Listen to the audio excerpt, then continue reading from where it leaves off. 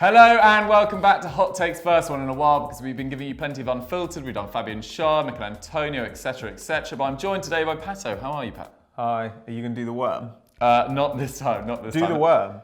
I could do, maybe at the end. I think maybe we'll change the camera. We'll have to change the camera, but we can make it work. Anyway, welcome back to Hot Takes. The first one comes in from Captain Kirk, 7423, regular contributor. Thank you very much, Captain Kirk. He says, Arsenal have the greatest batch of youth in the Premier League. Pato, what's your take on this? It's definitely strong.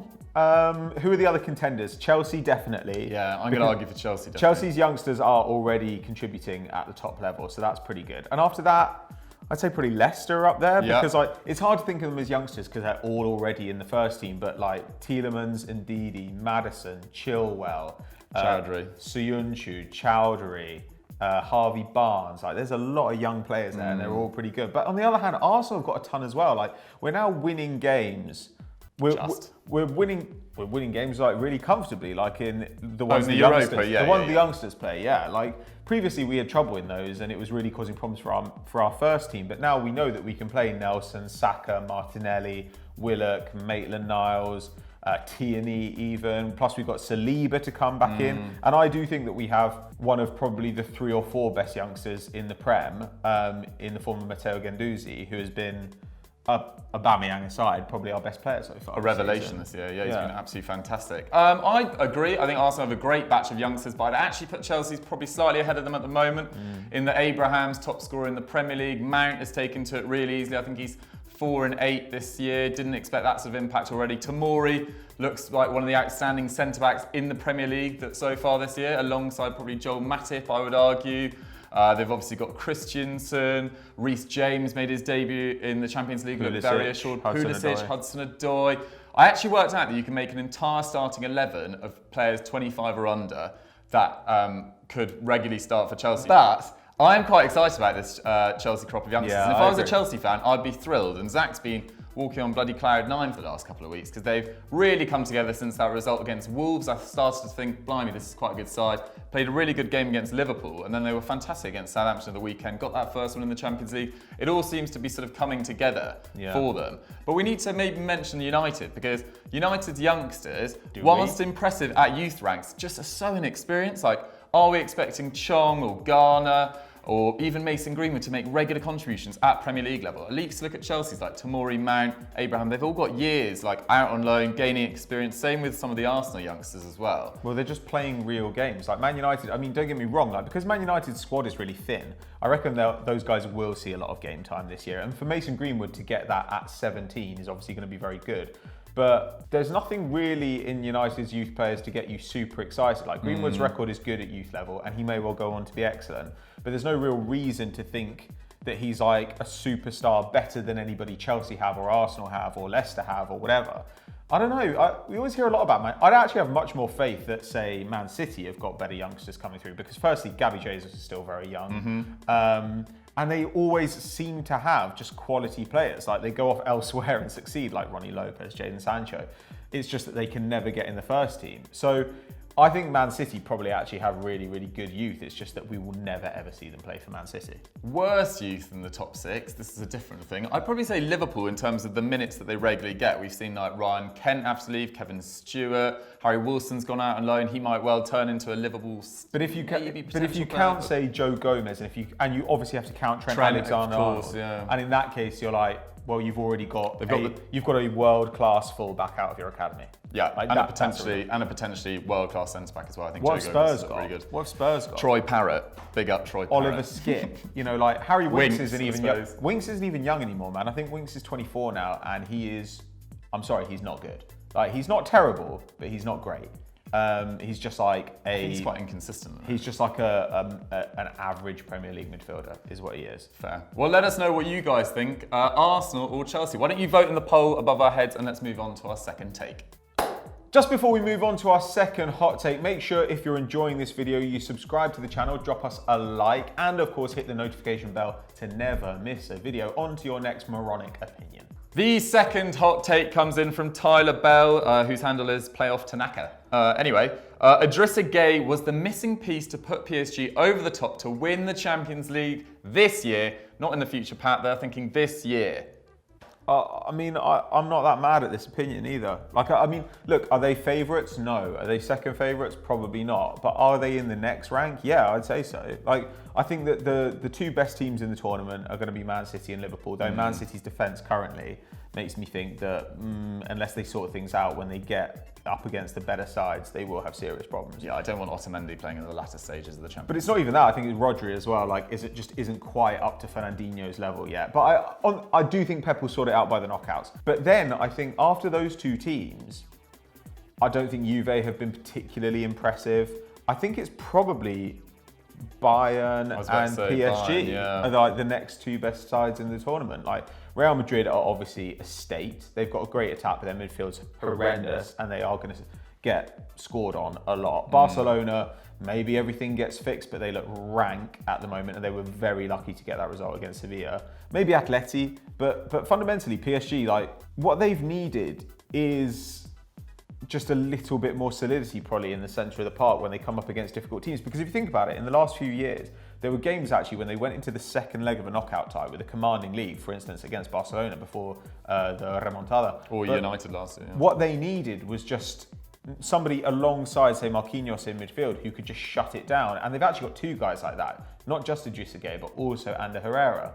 So I think that PSG are a really tough proposition if everybody's fit, and Neymar is playing so well that I think, I don't know, PSG could beat anyone. Yeah, I agree. I mean, that performance in that first game against Real Madrid, which we live streamed on EFD, absolutely phenomenal. And Gueye was the key man, bringing it back to him. I think lots of people throughout Europe sort of, this was maybe the most underrated transfer in that he was turning 30. He hasn't played in the Champions League since 2012 before this year. And I don't think people realise just how much of an impact he was set to make. I think he was 6.9 tackles and interceptions last year in the Premier League. That was a league high. He's a phenomenal defensive midfielder. He never got quite talked about in the same bracket as, you know, the Fabinhos, the Fernandinhos last year. But honestly, look at the impact of his sort of absence had on Everton this year. Look at what impact he had in that Real Madrid game. He was everywhere, playing as sort of similar to what Kante played in Sarri's system last year, sort of box to box. I think it was about 3 key passes, a few dribbles, 7 tackles and interceptions, got an assist. He's a phenomenal player, and I'm really happy for him. And then you just feel when PSG, like Pasha says, get Mbappe back fully fit and firing. Neymar's looked pretty outstanding, really, in the minutes he's played so far. Icardi, Cavani, they've got so many options now, and their fullbacks have really played well in that Real Madrid game as well, which is always the stick we've sort of beat them with in the past. So I'm pretty confident about PSG getting to their first semi-final. Not sure about winning the whole thing just yet. I'm sort of with Pat. I think it'll probably be Liverpool, to be totally honest. I said Barcelona before the start of the season. It just doesn't look like it's quite going to happen for them, at least under the current management. But who would bet against them sacking Valverde at some stage as well? So basically, we're in agreement. Idrissa Gueye could make all the difference. Let's move on to non-football hot take. Would you rather talk about Pato's the worst tattoo at FD, beards are overrated, or Leonardo DiCaprio is an average actor? Oh, these are all great. I'll take any of those. Why don't we just do quick fire all 3? Yeah, do all of them, that's fine. Okay, there were some absolute humdingers of non-football hot takes this week, so we're going to do 3 very quickly. Pat has the worst tattoo at FD. Fact. Rude. Which one? This came in from Zach Howard. Which one? I've got 2. I've got one there and I've got one there. I've got to say, I prefer this one. Really?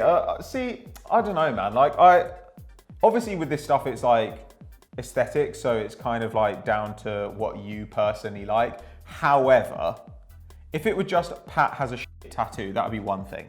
But saying I have the worst tattoo at FD is quite a big claim. Yeah. I think there are only 4 of us who've got tattoos. It's me, you, Dorman, and George. Dorman has a crab with a sombrero on his arse. Yeah, try and make sense of that. I've got Dragon Master on my arse as well. You don't know, you just have DM, yeah. DM. So if you want to slide into that, enjoy that. And then George is very like George is like a doodle. George has like trad style tattoos that he gets like his guys. He just turns up and his guy's like, I want to do a scorpion, and George is like, all right. It is an amazing attitude to tattoos, yeah. One that I've never actually heard of. It's completely mental. I kind of like it now. I've got quite used to it. It suits him, but it does suit him. But I would say that I would say I actually have the best tattoos out of that bunch. No offense to the others. Yeah, I think it's better than DM. It's certainly better than the crab and the sombrero. So yeah, arse. I think Pat actually reconsider. Ariana, our new hire, has tattoos as well. Oh, does she? Well, so according to Dorman anyway. I'm not quite sure what those are yet, but next time she's on, we'll ask her what they are. Anyway, next one comes in from Max Fisk, and he said beards are overrated by everyone. This is not going to go down with two men that love. Well, I personally really like my beard, actually. It's not quite as fulsome as yours or Zach's, but I really do try and sculpt it as much as possible. But I enjoy beards, particularly as a balding man. You've got to do something to bring it down from the egg. You've got to bring the eye down. This is what I've learned over many years. Yeah. So I'm going to be keeping a beard for life, I think. I mean, I see where you're coming from. Like, I think like the idea that everyone should have a beard is bad. Like some people, like, especially I feel like teenagers all decide they're going to have moustaches and beards and they all look terrible. Yeah. But for a lot of people, they just look better with a bit, like with a beard. Does anyone really rate beards just as like a thing in themselves, like divorced from the person whose face it's attached to? Like personally, I like having a beard. I feel weird, clean shaven, but I haven't been clean shaven for about 2 years now. I haven't been clean shaven since 2007.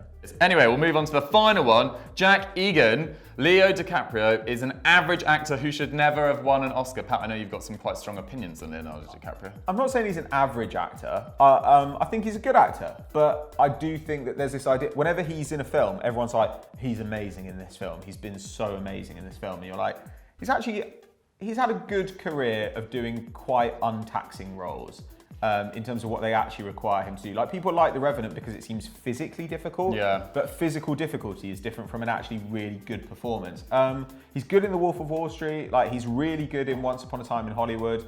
But yeah, I mean, generally speaking, the criticism of Leonardo DiCaprio's whole career has been he's got two speeds. He's either quiet or loud. And that kind of is true. Like he's either shouting and going really hard or he's like being quiet. Yeah. And Once Upon a Time in Hollywood was a bit of an advance on that. I haven't watched that actually. It's good.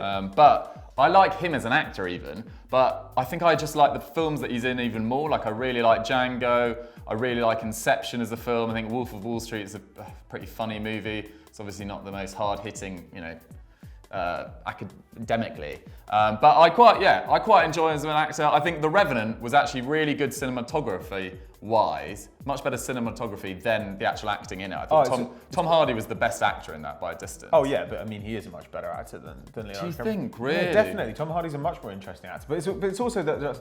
Yeah, I agree. I think if he was going to win an Oscar for anything, I actually think he's better in Inception than he is in The Revenant. I think he does a lot more in Inception, and I think it's actually a tougher role in lots of ways. But yeah, I don't know. He's a perfectly fine actor. I've got no beef with Leonardo DiCaprio. I don't think he's bad in these films, but it's just like people talk about him like he's an incredible actor, and even his performance in Once Upon a Time in Hollywood, I think Brad Pitt is every bit his equal in that film, and I think Brad Pitt across his career is a much better actor. But yeah, I don't know.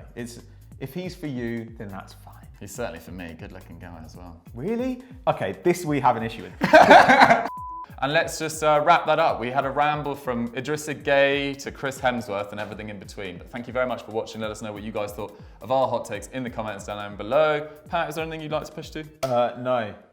Maybe the film, your favourite film with Leonardo DiCaprio? What my favourite film with Leonardo? Probably Django. Yeah, check out Django Unchained if you haven't seen that film. Cretins. And Jamie Foxx is excellent as well. See you guys later. Bye. Bye.